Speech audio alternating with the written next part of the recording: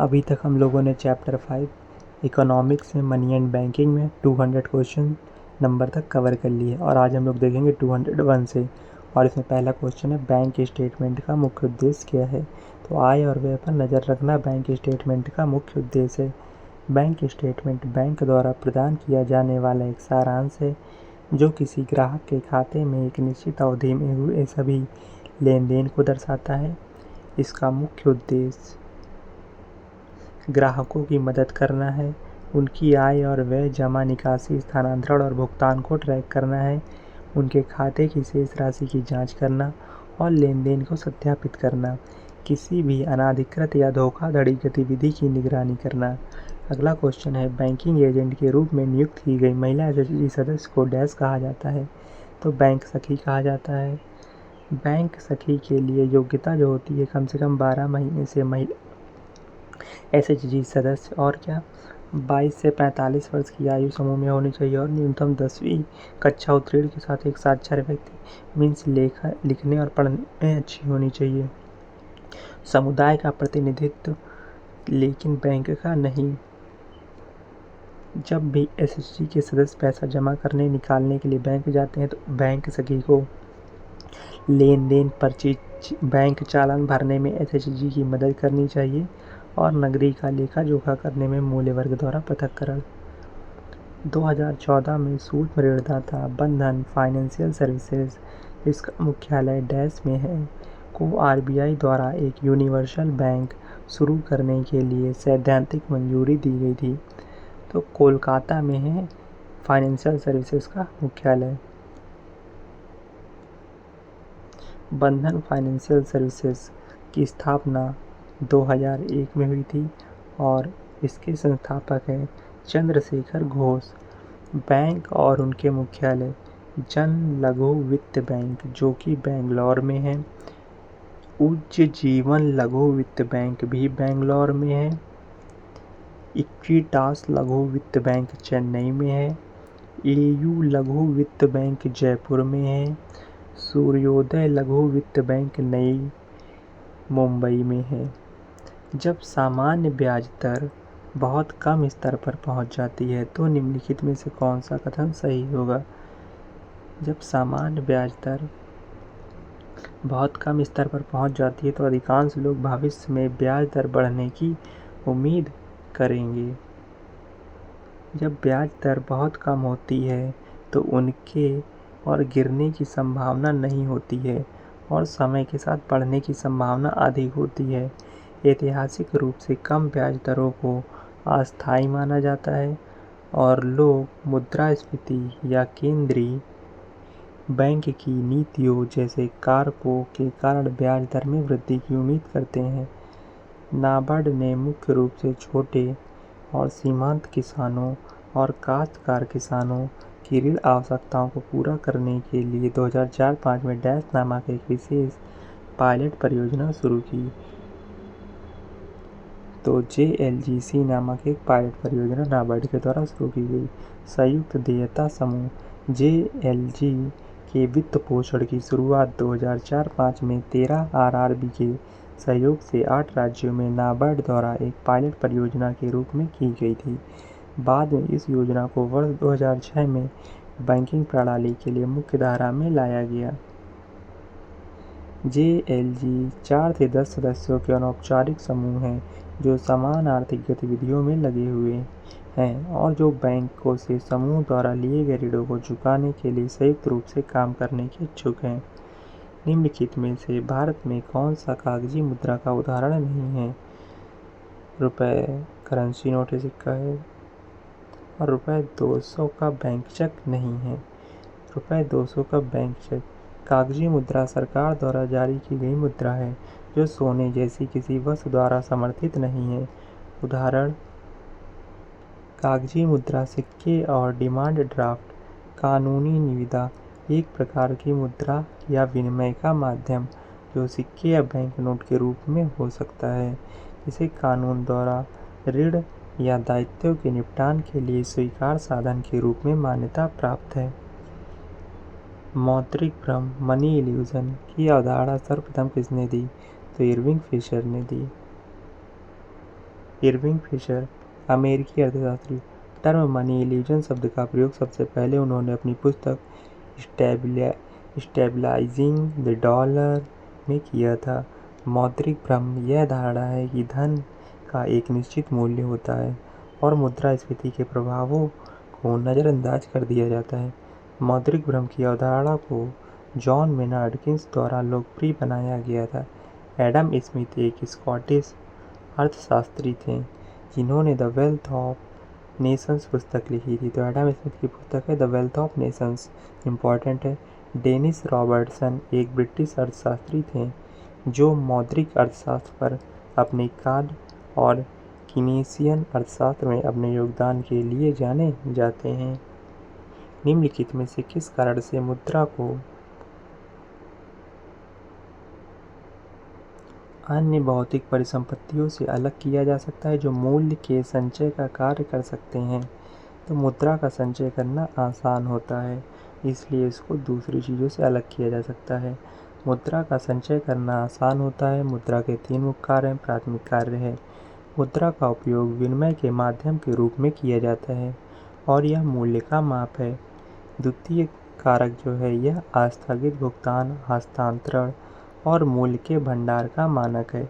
आकस्मिक कार्य क्या है? राष्ट्रीय आय का वितरण, उत्पादकों को अधिकतम लाभ तथा उपभोक्ताओं को अधिकतम संतुष्टि। ऋण एवं तरलता का आधार। आरबीआई ने किस वर्ष माइक्रो फाइनेंस ऋणों के लिए नियामक ढांचा पेश किया था? 2022 में आरबीआई ने माइक्रो फाइनेंस ऋणों के लिए नियामक ढांचा पेश किया था। माइक्रो फाइनेंस ऋण 2022 के लिए विनियामक ढांचा परिवार के सभी सदस्यों को ऋण के उधारकर्ता के रूप में मानने की कोई आवश्यकता नहीं है। इसे किसी व्यक्तिगत सदस्य को प्रदान किया जा सकता है। निम्न आय वाले परिवारों से संबंधित व्यक्तियों को दिए गए सभी संपार्श्विक मुक्त ऋण यानी 3 लाख रुपए तक की वार्षिक आय वाले परिवारों को माइक्रो फाइनेंस ऋण के रूप में माना जाता है। मासिक पारिवारिक आय के प्रतिशत के रूप में परिवार के मासिक ऋण चुकौती दायित्वों पर 50% की सीमा। किसी भी अर्थव्यवस्था में जनता द्वारा संचित धन निष्क्रिय का आय वेग डैश के बराबर होता है, 0 के बराबर होता है। मुद्रा का वेग यह मापता है कि मुद्रा की औसत इकाई का उपयोग किसी निश्चित समयावधि के अंदर वस्तुओं और सेवाओं को खरीदने के लिए कितनी बार किया जाता है। फॉर्मूला मुद्रा का वेग V = PQ/M, जहाँ V मुद्रा का वेग, PQ GDP नाममात्र सकल घरेलू उत्पाद का प्रतिनिधित्व करता है, M मुद्रा आपूर्ति। जमा धन इसका उपयोग वस्तुओं और सेवाओं को खरीदने के लिए नहीं किया जाता है, इसलिए जमा किए गए मुद्रा की आय का वेग 0 है। तरलता पास के संबंध में निम्नलिखित में से कौन सा कथन सत्य है? यह वह बिंदु है जहां मुद्रा की सट्टा मांग असीम रूप से बेलोचदार होती है और तरलता अधिमान वक्र पूरी तरह से लोचदार हो जाता है। यह वह बिंदु है जहां मुद्रा की सट्टा मांग असीम रूप से लोचदार होती है और तरलता अधिमान वक्र पूरी तरह से बेलोचदार होता है।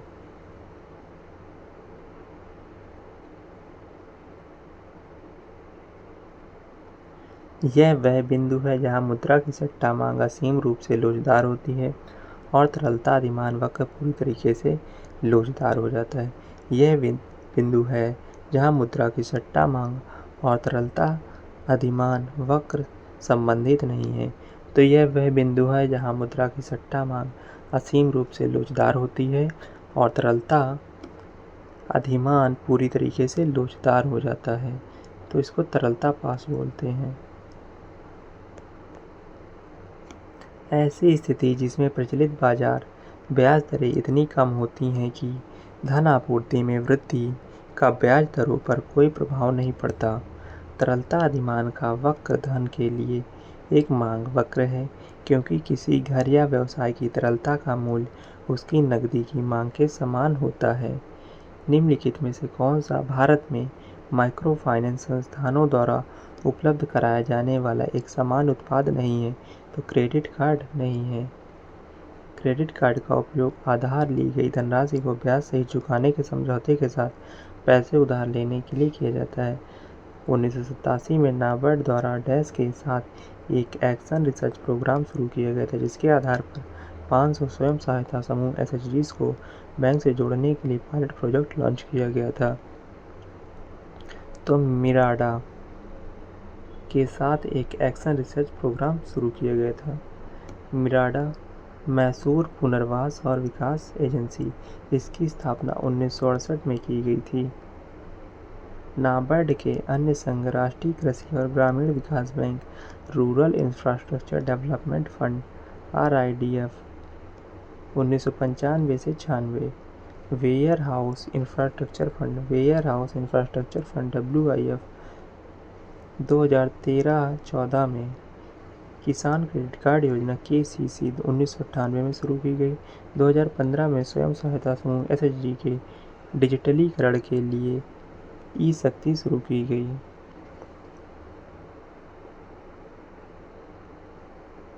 नेफेड के संबंध में दिए गए कथनों में से कौन सा कथन सही है? नेफेड बहुराज्य सहकारी समिति अधिनियम के तहत पंजीकृत है। इसकी स्थापना किसानों के लाभ के लिए कृषि उपज के सहकारी विपणन को बढ़ावा देने के उद्देश्य से की गई। इसकी स्थापना 1956 में हुई थी।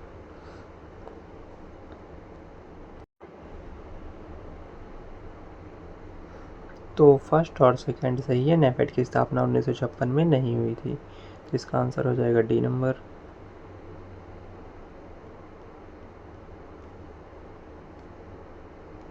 नेफेड भारतीय राष्ट्रीय कृषि सहकारी विपणन महासंघ, इसकी स्थापना 2 अक्टूबर 1958 और बहुराज्य सहकारी सोसाइटी अधिनियम 2002 के तहत पंजीकृत। मुख्यालय इसका है नई दिल्ली में। उद्देश्य नेफेड का कृषि, बागवानी और वन उपज के विपणन, प्रसंस्करण और भंडारण को व्यवस्थित करना, बढ़ावा देना और विकसित करना। मुद्रा जमा अनुपात CDR के संबंध में निम्नलिखित को छोड़कर सभी सत्य हैं। CDR त्योहारों के मौसमों के दौरान CDR में सामान्यतः गिरावट आती है, तो ये गलत है। बाकी सब सही है। सही क्या है? यह व्यय के मौसमी स्वरूप पर निर्भर करता है। CDR यह एक व्यवहारिक मापदंड है, ये भी सही है। यह तरलता के लिए लोगों की प्राथमिकता को दर्शाता है।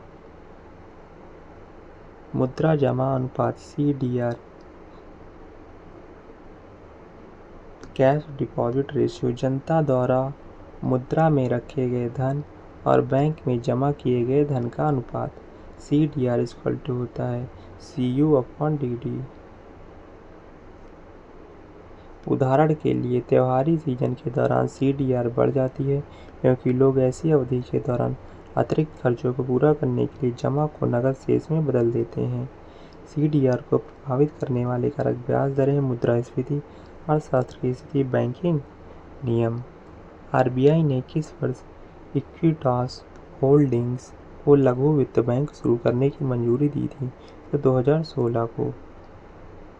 भारतीय रिजर्व बैंक RBI भारत का केंद्रीय बैंक और नियामक निकाय, जो भारतीय बैंकिंग प्रणाली के विनियमन के लिए जिम्मेदार है। इसे अंतिम ऋणदाता के रूप में भी जाना जाता है। कार्य इसका भारत में मुद्रा एवं ऋण प्रणाली का संचालन करना। प्रथम गवर्नर थे ऑसबोर्न स्मिथ। वर्तमान नियामक ढांचे के तहत भारत में सूक्ष्म वित्त या माइक्रो फाइनेंस ऋण की अधिकतम अवधि क्या है? तो 36 महीने है। माइक्रो फाइनेंस ऋण वित्त पोषण विकल्प है, जो कम या बिना नियमित आय वाले लोगों को उनकी वित्तीय आवश्यकताओं को पूरा करने के लिए धन इकट्ठा करने में मदद करते हैं। भारत में शीर्ष माइक्रो फाइनेंस कंपनियां Equitas small finance, ESAF micro finance and investments, fusion micro finance, Annapurna micro finance. किसी भी व्यावसायिक बैंक के MMID कोड में कितने अंक होते हैं? 7 होते हैं। मोबाइल मनी आइडेंटिफायर कोड प्रत्येक मोबाइल बैंकिंग खाते में बैंक द्वारा उपयोगकर्ता को एक अद्वितीय MMID आवंटित किया जाता है। प्रथम 4 अंक IMPC तत्काल भुगतान सेवा प्रदान करने वाले बैंक की विशिष्ट पहचान संख्या। प्रत्येक बैंक खाते में केवल एक MMID होता है। मोबाइल नंबर के साथ MMID एक बैंक खाते की पहचान करता है। विभिन्न MMID को एक ही मोबाइल नंबर से जोड़ा जा सकता है। निम्नलिखित में से किस आर्थिक खाते में अंतरण अदायगी को शामिल किया जाता है? तो सरकारी खाता। स्थानांतरण भुगतान, यह बदले में सामान या सेवाएं प्राप्त किए बिना यह सरकार द्वारा भुगतान के माध्यम से आय और धन भुगतान का पुनर्वितरण है। उदाहरण: सामाजिक सुरक्षा लाभ, राज्य पेंशन, बेरोजगारी लाभ, सिविल सेवा लाभ, उत्तरजीवी लाभ, सार्वजनिक स्वास्थ्य सेवाएं। किसी भी बैंक की नेट वर्थ डैश के बराबर होती है? तो पोस्ट प्रेसिडेंट देनदारियों के बराबर होती है। पोस्ट प्रेसिडेंट देनदारियां बैंक संपत्ति वह सब कुछ जो बैंक के स्वामित्व में है। उदाहरण: बैंक ग्राहकों को दिया गया ऋण, केंद्रीय बैंक को दी गई जमा राशि। बैंक देनदारियां कुछ भी जो बैंक का किसी अन्य व्यक्ति पर बकाया है। उदाहरण: केंद्रीय बैंक से लिया गया ऋण, बचत और सावधि जमा के लिए ग्राहकों को दिया गया ब्याज। भारत में साख निर्माण किसके द्वारा किया जाता है? तो वित्त मंत्रालय के द्वारा। साख निर्माण एक प्रक्रिया जहां एक बैंक अपने ग्राहकों की जमा राशि का एक हिस्सा अन्य व्यक्तियों और व्यवसायों को ऋण देने के लिए उपयोग करता है। व्यावसायिक बैंक ऋण अग्रिम करके और प्रतिभूतियां खरीदकर साख बनाते हैं। निम्नलिखित में से कौन सा मुद्रा आधारित विनिमयों की तुलना में वस्तु विनिमय की सबसे अधिक जटिल और प्राथमिक कठिनाई है? वस्तु विनिमय में मूल्य को संरक्षित करने में कठिनाई आती है। वस्तु विनिमय के परिणाम स्वरूप लेन देन के गए माल का गलत मूल्यांकन किया जा सकता है। तो गलत मूल्यांकन हो जाता है वस्तु विनिमय में, और वस्तु विनिमय मूल्य को संरक्षित करने में कठिनाई आती है। ये भी वस्तु विनिमय त्रुटिपूर्ण ढंग से भाज्य हो सकते हैं। यह भी हो सकता है वस्तु विनिमय में आवश्यकताओं के दोहरे सत्पादन की आवश्यकता होती है। तो इसका आंसर है वस्तु विनिमय में आवश्यकताओं के दोहरे संपादन की आवश्यकता होती है। वस्तु विनिमय प्रणाली मुद्रा के उपयोग के बिना दो या दो से अधिक पार्टियों के बीच वस्तुओं या सेवाओं का व्यापार करने का एक कार्य है। वस्तु विनिमय प्रणाली की कमियां: मूल्य के समान माप का अभाव, मुद्रा के भंडारण में समस्याएं, और कुछ उत्पादों का विभाजन संभव नहीं। वस्तु विनिमय प्रणाली के लाभ: अंतर्राष्ट्रीय व्यापार में उपयुक्त शक्ति का वास्तविक संकेंद्रण नहीं, प्राकृतिक संसाधनों का अत्यधिक दोहन नहीं, श्रम का उचित विभाजन। BFSI का मतलब बैंकिंग, वित्तीय सेवाएं और डैश है।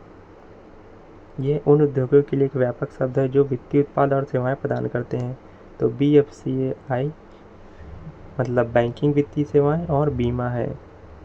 BFSI उन कंपनियों के लिए उद्योग का व्यापक शब्द है जो ऐसे वित्तीय उत्पादों या सेवाओं की एक श्रृंखला प्रदान करती हैं। अर्थव्यवस्था में ऋण उधार को हतोत्साहित करने के लिए केंद्रीय बैंक दर बढ़ा सकता है। बैंक दर बढ़ाई जा सकती है। बैंक दर होती क्या है? वह दर जिस पर भारतीय रिजर्व बैंक बिना किसी सुरक्षा या संपार्श्विक के वाणिज्यिक बैंकों को ऋण देता है। 2010 में सूक्ष्म वित्त संस्थानों में मुद्दों और चिंताओं का अध्ययन करने के लिए निम्नलिखित में से किस समिति का गठन किया गया था? तो मालेगाम समिति का गठन किया गया था सूक्ष्म वित्तीय संस्थाओं में मुद्दों और चिंताओं का अध्ययन करने के लिए। उप समिति YH मालेगाम की अध्यक्षता में थी। घोष समिति 1991 बैंक में धोखाधड़ी और कदाचार के विभिन्न पहलुओं की जांच करने और ऐसे मामलों को कम करने के लिए सिफारिश। शिवरामन समिति 1979 नाबार्ड की स्थापना की सिफारिश की शिवरामन समिति ने। 1979 में खान समिति 1997 में लघु उद्योग क्षेत्र के लिए वित्तीय प्रणाली की प्रभावशीलता और प्राथमिक डीलर की भूमिका की जांच की गई। 2022 तक के अनुसार भारतीय रिजर्व बैंक द्वारा मुद्रित करेंसी नोट का उच्चतम मूल्य वर्ग कितने का था? तो ये 10,000 का था। इसे 1938 में मुद्रित किया गया था और जनवरी 1946 में इसे भी मुद्रीकृत कर दिया गया था। 10,000 को फिर से 1954 में लागू किया गया था और 1978 में विमुद्रीकृत कर दिया गया। 8 नवंबर 2016 को 500 रुपये का और 1,000 रुपये के नोट बंद कर दिए गए। बैंक नोट दोनों तरफ 15 भाषा लिखी होती है। एक बैंक के लिए मुख्य देनदारी इसके डैश हैं, इसकी जमाएं हैं। डिपॉजिट किसी बैंक खाते में या किसी अन्य वित्तीय संस्थान में रखा गया धन जिसे एक पक्ष से दूसरे पक्ष में स्थानांतरण की आवश्यकता है। अर्थशास्त्र का कौन सा नियम कहता है कि बुरी मुद्रा अच्छी मुद्रा को प्रचलन से निकाल बाहर करती है? तो ग्रेशर का नियम कहता है। यह अर्थशास्त्र में एक सिद्धांत है जिसका नाम एक अंग्रेजी फाइनेंशियल सर थॉमस ग्रेशम के नाम पर रखा गया, जो बताता है कि जब प्रचलन में धन के दुरुपयोग होते हैं तो लोग बेहतर गुणवत्ता वाले धन को जमा करना या उपयोग करना शुरू कर देते हैं और निम्न गुणवत्ता वाले धन को खर्च या प्रसारित करते हैं। बैक्स्टर का नियम, जिसे बेल सिद्धांत के रूप में भी जाना जाता है, अर्थशास्त्र का एक नियम है जो बताता है कि एक विनियमित उद्योग में एक एकाधिकार और एक गैर विनियमित उद्योग में कैसे फैल सकता है और इस पर हावी हो सकता है। निम्नलिखित में से कौन सा भारत का सबसे पुराना जॉइंट स्टॉक बैंक है? तो इलाहाबाद बैंक सबसे पुराना जॉइंट स्टॉक बैंक है। इसकी स्थापना 1865 में संयुक्त स्टॉक बैंकों का पहला प्रकार बैंक ऑफ बॉम्बे था, जिसकी स्थापना 1720 बॉम्बे में हुई थी। यस बैंक की स्थापना 2004 मुंबई में और यस बैंक के संस्थापक राणा कपूर अशोक कपूर है। पंजाब नेशनल बैंक की स्थापना 1894 में और पंजाब नेशनल बैंक के संस्थापक दयाल सिंह मजीठिया हैं। मुद्रा गुणक मनी मल्टीप्लायर की गणना के लिए निम्नलिखित में से किस मौद्रिक उपकरण का उपयोग किया जाता है? मनी मल्टीप्लायर की गणना के लिए आरक्षित नकदी निधि अनुपात CRR का उपयोग किया जाता है। आरक्षित नकदी निधि अनुपात CRR का यूज किया जाता है। जोखिम मुक्त संचालन के लिए बैंक के पास कुल जमा का प्रतिशत नकदी में होना चाहिए। भारतीय रिजर्व बैंक राशि तय करता है और वित्तीय सुरक्षा के लिए अपने पास रखता है। मिलते हैं नेक्स्ट वीडियो में।